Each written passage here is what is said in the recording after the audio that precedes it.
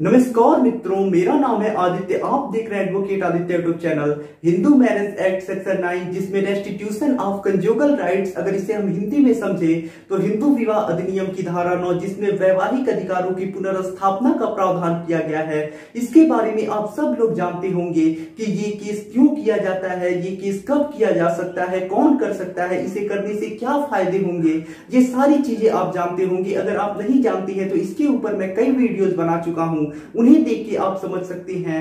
आज के इस वीडियो के माध्यम से मैं आपको सेक्शन 9 के प्रोविजंस के बारे में यानी प्रावधानों के बारे में नहीं बताने वाला हूं, बल्कि आज मैं आपको प्रक्रिया के बारे में बताने वाला हूं, क्योंकि ये चीज जानना आप लोगों के लिए काफी ज्यादा इंपॉर्टेंट है।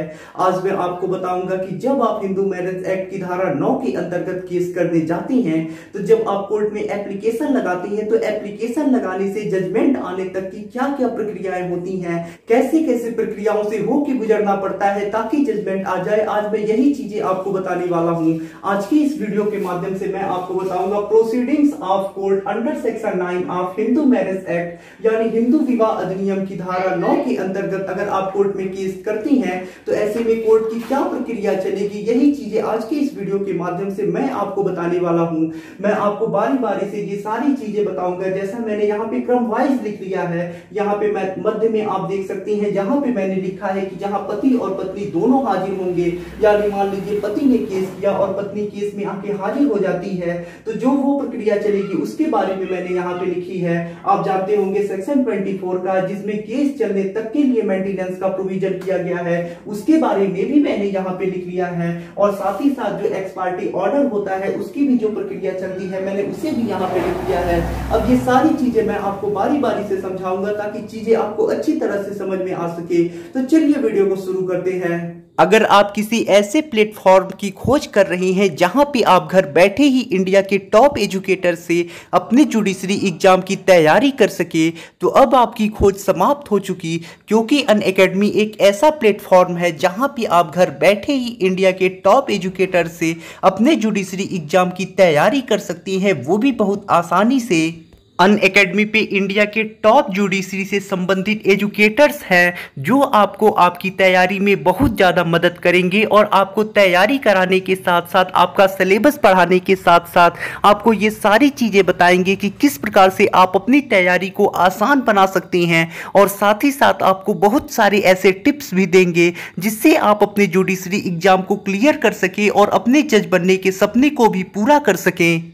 अनअकैडमी पे लाइव रूटीन क्लासेस चलती हैं जिसमें आपको Indian Contract Act, CPC, jurisprudence, Hindu law, constitutional law, CrPC, local laws, Indian Penal Code, Indian Evidence Act और सारे अन्य जो तमाम सब्जेक्ट होते हैं जुडिशरी से संबंधित, उन सबको आपको पढ़ाए जाते हैं। और भी अनअकैडमी पे तमाम तरह की सुविधाएं दी जाती हैं, जैसे लाइव क्लासेस चलते हैं, लाइव टेस्ट सीरीज होती हैं, स्टडी मटेरियल आपको पीडीएफ के फॉर्मेट में मिलता है, आंसर राइटिंग सेशंस होते हैं, आपके डाउट क्लियरिंग सेशंस होते हैं, और भी ऐसे तमाम तरह की सुविधाएं आपको दी जाती हैं। तो यदि आप अनअकैडमी के साथ जुड़ना चाहते हैं तो ऐसे में आपको अनअकैडमी का जो सब्सक्रिप्शन का चार्ज है वो आपको दिखाई दे रहा होगा। यदि सब्सक्रिप्शन लेते समय आप ASRI10 प्रोमो कोड का यूज करती हैं तो ऐसे में आपको 10% डिस्काउंट भी मिलेगा।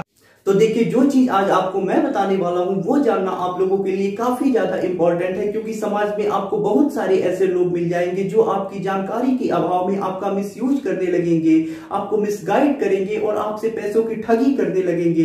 लेकिन अगर आपको जानकारी होगी, सारी प्रक्रियाएं आप जानते होंगे, तो ऐसे में कोई व्यक्ति आपका मिसयूज नहीं कर पाएगा, कोई ठगी नहीं कर पाएगा। तो ऐसे में ये सारी चीजें आपको जानना काफी ज्यादा इंपॉर्टेंट है। तो चलिए बारी बारी से अब हम सारी चीजों को समझ लेते हैं और इन प्रक्रियाओं को आसान भाषा में समझ लेते हैं। तो देखिए, सबसे पहले तो मैं आपको बताऊंगा जहां पति और पत्नी दोनों हाजिर होते हैं केस में, यानी मान लीजिए पति ने केस किया, उसके बाद पत्नी को नोटिस गया, पत्नी आके केस में हाजिर हो जाती है, तो कैसे प्रक्रिया चलेगी उसे मैं बताऊंगा।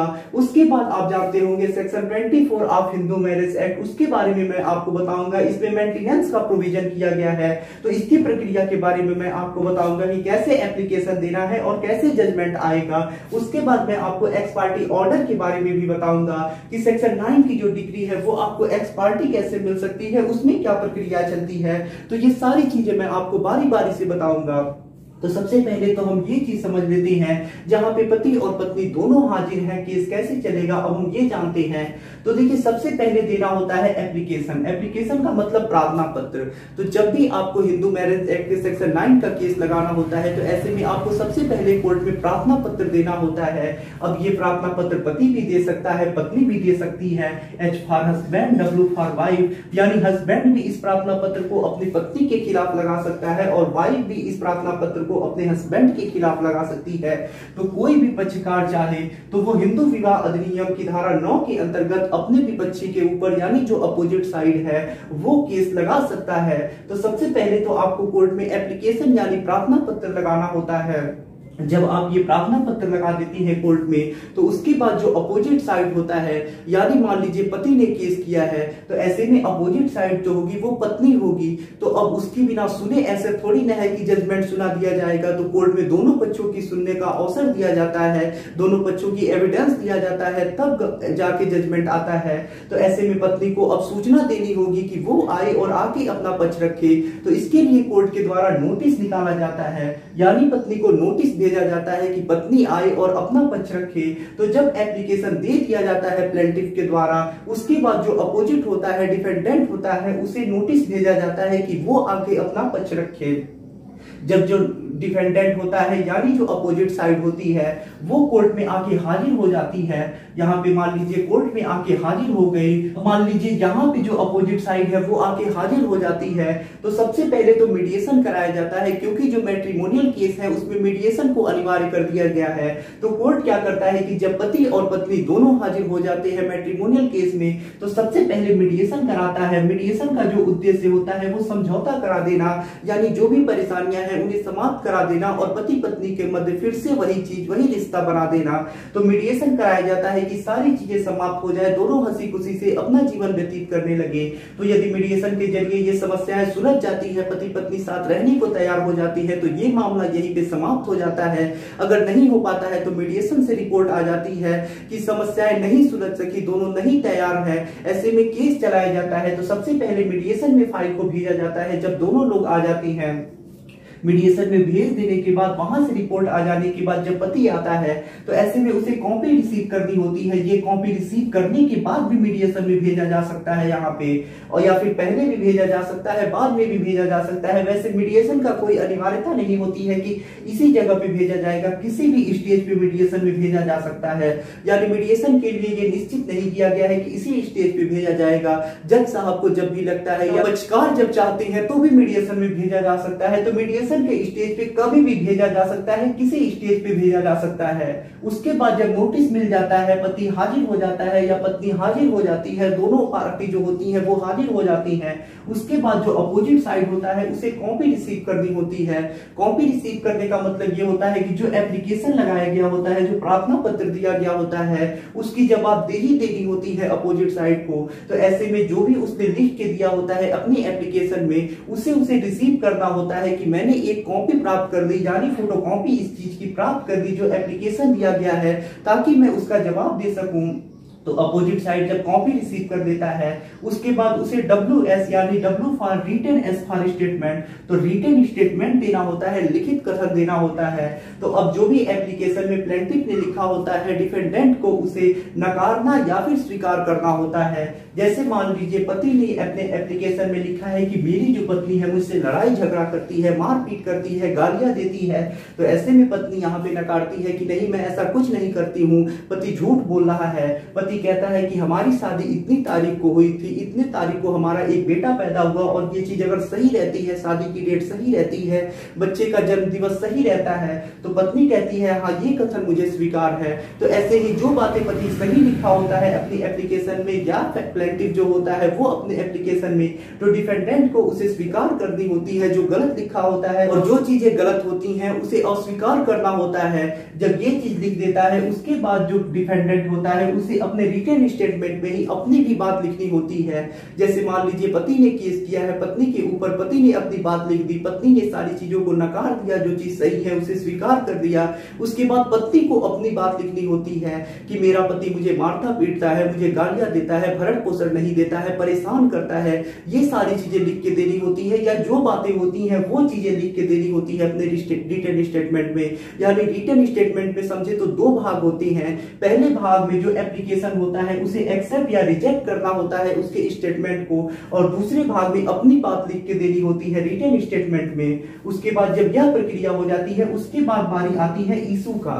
इशू का मतलब होता है वाद बिंदु, यानी एप्लीकेशन जो देता है प्लेंटिफ और जो रिटन स्टेटमेंट होता है डिफेंडेंट देता है, किन किन बिंदुओं को लेके वाद बिंदु बन रहा है, किन किन बिंदुओं को लेके जो दोनों पार्टियां हैं उसमें विवाद है, कोर्ट ये देखता है। जैसे पति जो है वो कह रहा है कि मेरी पत्नी मुझे गाली गलौज देती है, मुझे मारती है, पत्नी भी कह रही है कि मेरा पति मुझे मारता है, गालियां गलौज मेरे साथ करता है। तो पहला इशू तो ये बन गया कि जो प्लेंटिफ है वो डिफेंडेंट को गालियां देता है। उसके बाद एक बन गया कि जो डिफेंडेंट है वो प्लेंटिफ को गालियां देता है। उसके बाद मान लीजिए पति कहता है कि मेरी पत्नी इतने रुपए कि मेरे घर से चली गई है, बिना कारण ही मुझसे अलग रह रही है।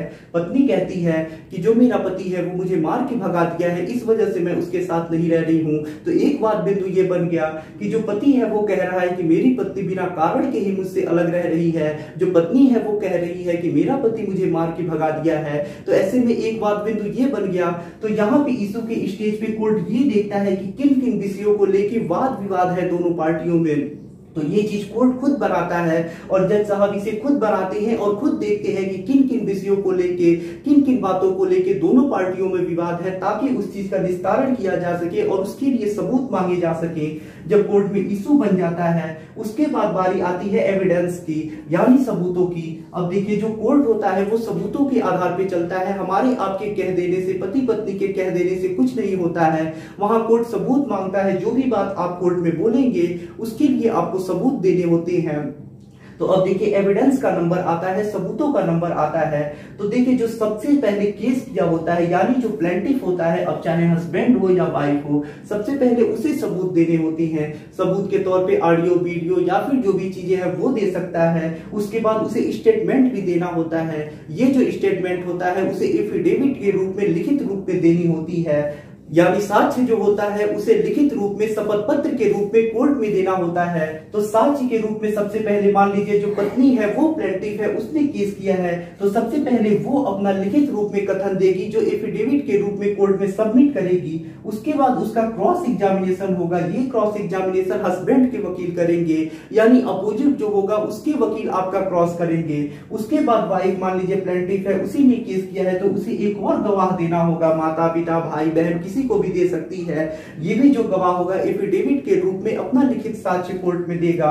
उसके बाद इसका भी क्रॉस किया जाएगा और ये जो क्रॉस होगा वो अपोजिट के जो एडवोकेट होंगे वही करेंगे। उसके बाद जो डिफेंडेंट होता है, यानी जो विपक्षी होता है, अपोजिट साइड होता है, मान लीजिए हस्बैंड यहाँ पे अपोजिट साइड है, वाइफ ने केस किया है, तो उसे भी अपना शपथ पत्र के रूप में साक्ष्य लिखित रूप में कोर्ट में देना होता है। फिर उसका भी क्रॉस किया जाता है और ये जो क्रॉस होता है वो अपोजिट साइड, मान लीजिए वाइफ है तो अपोजिट साइड जो वाइफ है उनके वकील करेंगे, उससे विभिन्न प्रकार के क्वेश्चन पूछेंगे। उसके बाद हस्बैंड को भी अपने एक गवाह का गवाही दर्ज करानी होती है। तो अब मान लीजिए ये भी जो होता है वो एफिडेविट के रूप में, लिखित रूप में कोर्ट में देनी होती है। यानी सारी जो गवाहियां होती हैं वो लिखित रूप में देनी होती है और उसके बाद उसी से क्रॉस एग्जामिनेशन किया जाता है। जब ये यहाँ पे हस्बैंड के जो स्टेटमेंट देंगे, गवाह होंगे, वो दे देंगे अपना लिखित रूप में साक्ष्य, तो उसके बाद इनका भी क्रॉस किया जाएगा और ये जो क्रॉस करेंगे वो वाइफ के जो वकील होंगे वो करेंगे। जब ये एविडेंस का प्रोसेस खत्म हो जाता है उसके बाद आगे प्रक्रिया बढ़ती है आर्गुमेंट्स पे। आर्गुमेंट्स का मतलब होता है बहस, यानी पत्नी के वकील और पति के वकील जो भी चीजें सामने आई होती हैं। अब मान लीजिए जो एप्लीकेशन है उसके आधार पे, जो कॉपी मिली है यानी WS दिया गया है उसके आधार पे, इशू बना है उसके आधार पे, मीडिएशन की रिपोर्ट आई है उसके आधार पे, जो यहाँ पे वाइफ ने स्टेटमेंट दिया है, गवाही दी है उसके आधार पे, जो वाइफ के दूसरे जो गवाह है उसके आधार पे, हस्बैंड की गवाही के आधार पे, हस्बैंड के जो दूसरे गवाह हैं उसकी गवाही के आधार पे, क्रॉस एग्जामिनेशन के आधार पे, इन सारी चीजों के आधार पे जो भी चीजें सामने आई होती हैं, जो भी चीजें उन्होंने उजागर किया होता है, वो चीज कहते हैं और कोर्ट के समझ उजागर करते हैं। सबसे पहले प्लेंटिफ के वकील को मौका दिया जाता है, यानी जो केस किया होता है वादी, उसके वकील को मौका दिया जाता है कि आप अपनी बात रखिए। उसके बाद डिफेंडेंट जो होते हैं उनके वकील को मौका दिया जाता है कि आप अपनी बात रखिए। जब दोनों वकील अपनी अपनी बातें कह लेते हैं, जज साहब सारी चीजों को सुन लेते हैं, उसके बाद फाइल को ऑर्डर में ले लेते हैं, 2-4 दिन का डेट लगा देते हैं। उसके बाद जज साहब का जजमेंट आ जाता है। जज साहब को लगता है कि सेक्शन 9 की डिक्री जिसने केस किया है प्लेंटिफ है उसे मिलनी चाहिए, तो ऐसे में वो डिक्री दे देते हैं और विपक्षी को आदेश कर देते हैं कि वो बिना कारण ही अपने साथी से अलग रह रहा है, तो ऐसे में वो जाके अपने साथी से रहे। यदि जज साहब को लगता है कि गलत केस किया गया है, ऐसे में जो साथी है यानी विपक्षी है उसके पास उचित कारण है अलग रहने का, तो ऐसे में इस एप्लीकेशन को जज साहब रिजेक्ट कर देते हैं और खारिज कर देते हैं। यहाँ पे दोनों के पास मौका होता है, हस्बैंड और वाइफ दोनों के पास ये चांस होता है कि दोनों अपील में जा सकते हैं। यदि आपके पक्ष में फैसला आता है तो जो विपक्षी है वो हाई कोर्ट जा सकता है अपील में। यदि आपके खिलाफ फैसला आता है तो ऐसे में आप ही जा सकते हैं हाई कोर्ट में अपील में। तो ये दोनों के पास ऑप्शन होता है कि वो हाई कोर्ट जा सकती है अपील करने के लिए।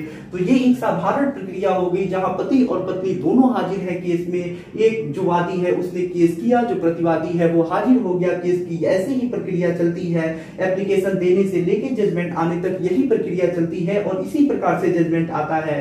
अब यहाँ पे अगर हिंदू मैरिज एक्ट की बात हो रही है तो सेक्शन 24 का भी जिक्र करना बहुत आवश्यक है, क्योंकि जब भी कोई सेक्शन 9 का केस करता है, सेक्शन 13 का केस करता है या फिर हिंदू मैरिज से रिलेटेड कोई भी केस करता है तो सेक्शन 24 जो होता है वो भी काफी ज्यादा इंपॉर्टेंट हो जाता है।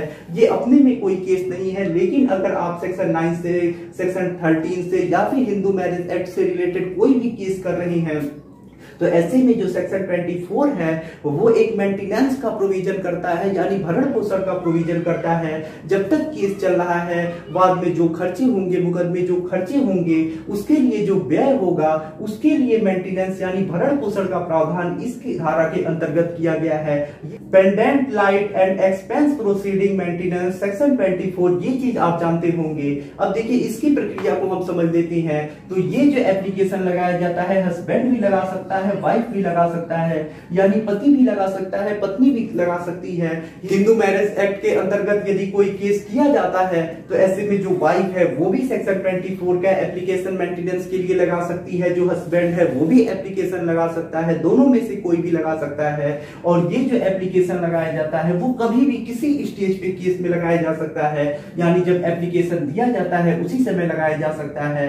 जब प्रतिवादी जो होता है वो आके हाजिर होता है उस समय लगाया जा सकता है। इशू के स्टेज पे, एविडेंस के स्टेज पे, क्रॉस के स्टेज पे कभी भी लगाया जा सकता है। जब भी आपको लगता है कि आपके पास पैसे नहीं है, आप केस नहीं लड़ पाएंगे, तो जब आपको लगता है तब आप हिंदू मैरिज एक्ट के सेक्शन 24 का एप्लीकेशन बाद में जो मुकदमे में जो पैसे खर्च होंगे उसके लिए लगा सकते हैं।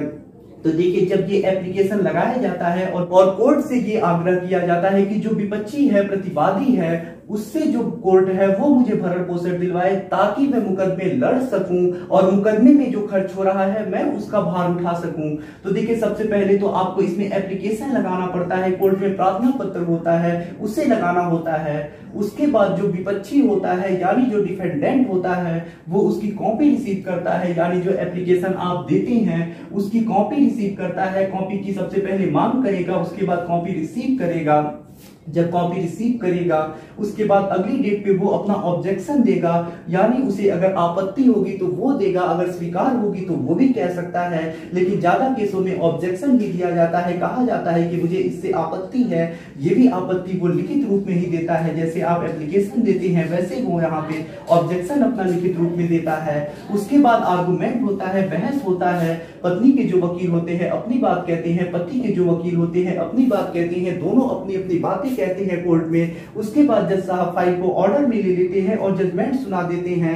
जज साहब को लगता है कि मेंटेनेंस मिलना चाहिए तो ऑर्डर कर देते हैं, नहीं लगता है तो खारिज कर देते हैं। यहाँ पे दोनों पार्टियों के पास ये ऑप्शन होता है कि दोनों हाई कोर्ट में अपील करने जा सकते हैं। तो ये प्रक्रिया हो गई हिंदू मैरिज एक्ट के सेक्शन 24 का।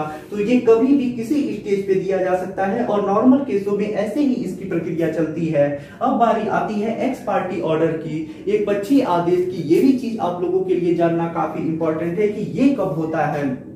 तो देखिए, जब यहाँ पे एप्लीकेशन दे दिया जाता है, एप्लीकेशन दे देने के बाद नोटिस चला जाता है विपक्षी को, उसके बाद मान लीजिए कोर्ट से नोटिस गया और जो विपक्षी है वो कोर्ट में आया ही नहीं, उसे नोटिस रिसीव हो गया, उसके बाद भी वो नहीं आ रहा है, तो कोर्ट कहता है आप फिर से नोटिस भेजिए और ये जो आप नोटिस भेजिए उसे आप इंडियन पोस्ट के माध्यम से भेजिए, यानी भारतीय डाक के माध्यम से भेजिए। जब आप किसी भी चीज को भारतीय डाक के माध्यम से भेजते हैं, इंडियन पोस्ट से भेजते हैं, तो ऐसे में आपको एक रिसिप्ट प्राप्त होती है जिसपे ट्रैकिंग नंबर लिखा होता है। अब यही प्रक्रिया हमारे कोर्टों में चल रही है, जो मैं आपको बता रहा हूं, लेटेस्ट जानकारी दे रहा हूं कि किस प्रकार से कोर्टें एक्स पार्टी ऑर्डर कर रही हैं। पहले दूसरी प्रक्रिया चलती थी। पहले की प्रक्रिया में ऑफिस टू रिपोर्ट होता था, ऑफिस से कोर्ट रिपोर्ट मांगता था कि जो नोटिस भेजा गया है वो आप वापस आया है कि नहीं आया है, क्या हुआ है क्या नहीं हुआ है, लंबी प्रक्रिया चलती थी। लेकिन अभी वर्तमान में इंडियन पोस्ट के जरिए जो हो रहा है, भेजा जा रहा है नोटिस, वो भेज दिया जा रहा है दोबारा, और ट्रैकिंग नंबर के जरिए उसे ट्रैक कर लिया जा रहा है। यदि ट्रैकिंग किया जा रहा है और ये चीज दिखा रही है कि जो नोटिस है वो अपोजिट पार्टी को रिसीव हो चुकी है, उसे प्राप्त हो चुकी है और वो फिर भी नहीं आ रहा है, तो देखिए अगर वाइफ ने केस किया है तो ऐसे में जज साहब इस चीज को नहीं कराते हैं, यानी पेपर में पब्लिश नहीं कराते हैं, यानी जो प्लेंटिफ है वो अगर वाइफ है तो ऐसे में जज साहब जो होते हैं वो पेपर में पब्लिश नहीं कराते हैं। और नॉर्मली केसों में और ज्यादातर केसों में प्रैक्टिकली भी यही होता है। वाइफ अगर प्लेंटिफ है, वाइफ अगर वादी है, तो ऐसे में पेपर में पब्लिश कराने के लिए वाइफ से नहीं बोला जाता है, सीधे यहाँ के बाद यहाँ पे प्रक्रिया आ जाती है। लेकिन अगर यही हस्बैंड है, हस्बैंड ने सेक्शन 9 का केस लगाया है, तो ऐसे में उससे जज साहब कहते हैं कि आप पेपर में जो नोटिस है उसे पब्लिश कराइए, प्रकाशन कराइए। जब ये चीज हो जाती है, पेपर में प्रकाशन हो जाता है, उसके बाद जब जज साहब को लग जाता है कि जो विपक्षी है उसे नोटिस प्राप्त हो चुका है, वो नहीं आ रहा है, ट्रैकिंग नंबर के जरिए ट्रैक हो जाती है चीज की नोटिस चला गया है, वो जानबूझ के नहीं आ रहा है, तो एक्स पार्टी प्रोसीडिंग का ऑर्डर कर देती है। एक्स पार्टी प्रोसीडिंग का मतलब होता है एक पक्षी कार्यवाही का। एक पक्षी कार्यवाही और एक पक्षी आदेश में भी अंतर होता है, वो मैं आपको पहले ही बता चुका हूं। जिस वीडियो में मैंने आपको 125 सीआरपीसी यानी मेंटेनेंस केस की प्रोसीडिंग बताई थी, उसी वीडियो में मैंने आपको एक्स पार्टी प्रोसीडिंग के बारे में भी बता दिया था और एक्स पार्टी ऑर्डर के बारे में भी बता दिया था। तो अब देखिए, एक्स पार्टी प्रोसीडिंग जब हो जाती है, ऐसा नहीं है कि एक्स पार्टी प्रोसीडिंग हो जाएगी उसके बाद सबूत नहीं देने पड़ेंगे।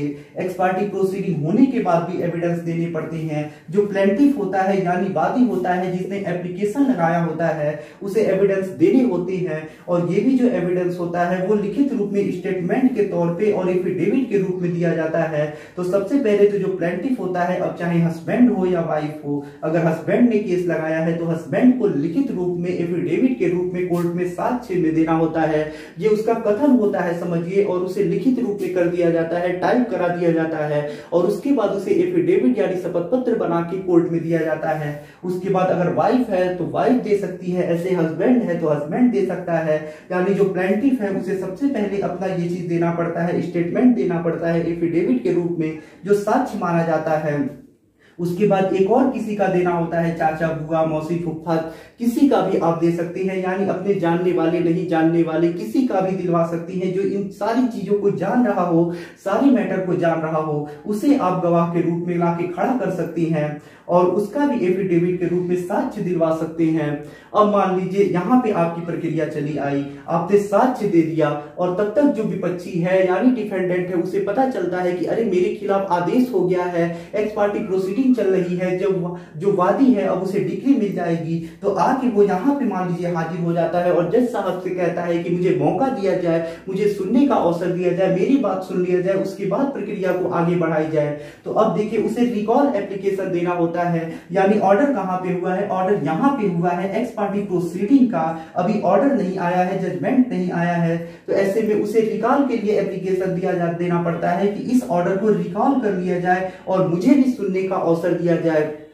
तो अगर जज साहब को लगता है कि हाँ ये जो ऑर्डर हुआ है उसे रिकॉल कर लेना चाहिए, वापस ले लेना चाहिए और जो डिफेंडेंट है उसे सुनने का अवसर दिया जाना चाहिए, उसके बाद इस ऑर्डर को रिकॉल कर लेते हैं, उसके बाद उसे भी सुनने का अवसर देते हैं और यहां से प्रक्रिया चलने लगती है। मीडिएशन होगा, कॉपी रिसीव होगी, WS होगा, इशू बनेगा, एविडेंस होगा, क्रॉस एग्जामिनेशन होगा, आर्गुमेंट होगा, ऑर्डर आएगा, तो यहां से प्रक्रिया चलने लगती है। अब ऐसा नहीं है कि ये जो ऑर्डर होगा वो ऐसे ही रिकॉल कर दिया जाएगा, कुछ कॉस्ट लगती है, फाइन लगता है 200, 500 इसी तरह से रुपए लगते हैं, ज्यादा नहीं लगते हैं, कम ही लगते हैं, लेकिन कॉस्ट लगा कि ये रिकॉल किया जाता है ऑर्डर। अब जज साहब के ऊपर है कि वो कितना लगा सकते हैं, लेकिन प्रैक्टिकली समझे तो 200, 400, 500, 1000 ऐसे ही रिकॉल के लिए कॉस्ट लगाया जाता है। लेकिन मान लीजिए अगर वो अभी हाजिर नहीं हो रहा है, रिकॉल एप्लीकेशन नहीं डाल रहा है, तो ये प्रक्रियाएं चलती रहती हैं। अब मान लीजिए यहाँ पे दोनों की गवाही हो गई, जो प्लेंटिफ है उसका, जो गवाह है उसका, उसके बाद एक्स पार्टी आर्गुमेंट होता है। अब यहाँ पे क्रॉस करने के लिए कोई है ही नहीं, यहाँ पे जैसा मैंने आपको बताया जो क्रॉस होता है उसमें अपोजिट साइड जो होता है उसी के वकील को क्रॉस करना होता है। तो यहाँ पे क्रॉस करने के लिए कोई है ही नहीं, जो विपक्षी है वो हाजिर ही नहीं है, तो क्रॉस करने का किसी के पास कोई अवसर ही नहीं है, तो प्रक्रिया आगे बढ़ जाती है। और उसके बाद नंबर आता है एक्स पार्टी आर्गुमेंट का। एक्स पार्टी आर्गुमेंट में जो प्लेंटिफ होता है, वादी होता है, उसके वकील सारी बातों को कोर्ट के समक्ष उजागर करते हैं, एप्लीकेशन में क्या लिखा है, उसके बाद एविडेंसेस में क्या आए हैं, जो वाइफ है या हस्बैंड है, जो प्लेंटिफ है उसके एविडेंस में क्या आए हैं, जो गवाह है उसके एविडेंस में क्या आए हैं, उसने क्या स्टेटमेंट दिया है, इन सारी चीजों को कोर्ट में उजागर करती हैं और आर्गुमेंट करती हैं। उसके बाद जो जज साहब होते हैं फाइल को ऑर्डर में रख लेते हैं, सारी चीजों का गहन अध्ययन करती हैं, देखती हैं, उसके बाद ऑर्डर सुना देते हैं। तो इस प्रकार से सेक्शन 9 का केस जो होता है उसमें एक्स पार्टी प्रोसीडिंग होता है, एक्स पार्टी ऑर्डर होता है, तो ये प्रक्रिया होती है। तो अब शायद आप सारी चीजें समझ चुके होंगे कि सेक्शन 9 के केस में किस प्रकार से प्रक्रिया चलती है, एप्लीकेशन देने से लेके जजमेंट आने तक। सेक्शन 24 में किस प्रकार से प्रक्रिया चलती है, एप्लीकेशन देने से जजमेंट आने तक। एक्स पार्टी में कैसे प्रक्रिया चलती है, एक्स पार्टी प्रोसीडिंग होने से एक्स पार्टी ऑर्डर आने तक। और साथ ही साथ आप ये भी समझ चुके होंगे कि एक्स पार्टी अगर प्रोसीडिंग हो जा रहा है तो रिकॉल एप्लीकेशन देके आप उस ऑर्डर को रिकॉल करा सकते हैं और उसके बाद अपनी बात कोर्ट के समक्ष रख के और सारी प्रक्रियाओं पे गुजर जाने के बाद ऑर्डर के लिए नंबर आ सकता है। तो ये सारी चीजें आप समझ चुके होंगे। तो आशा करता हूं आपको ये जानकारी काफी ज्यादा पसंद आई होगी। यदि आप मुझसे फोन पे बात करके अपनी कानूनी समस्या का समाधान प्राप्त करना चाहते हैं तो इसके लिए आप डिस्क्रिप्शन चेक करें, वहां पे बताया गया है कि आप किस प्रकार से मुझसे फोन पे बात कर सकते हैं। अगर आपको वीडियो पसंद आया हो तो वीडियो को लाइक करें, अपने दोस्तों के साथ शेयर करें और यदि आप चैनल पे नए हैं तो चैनल को सब्सक्राइब करके बेल आइकन को दबाएं। मिलते हैं नए वीडियो के साथ अगले दिन, तब तक के लिए जय हिंद, जय भारत।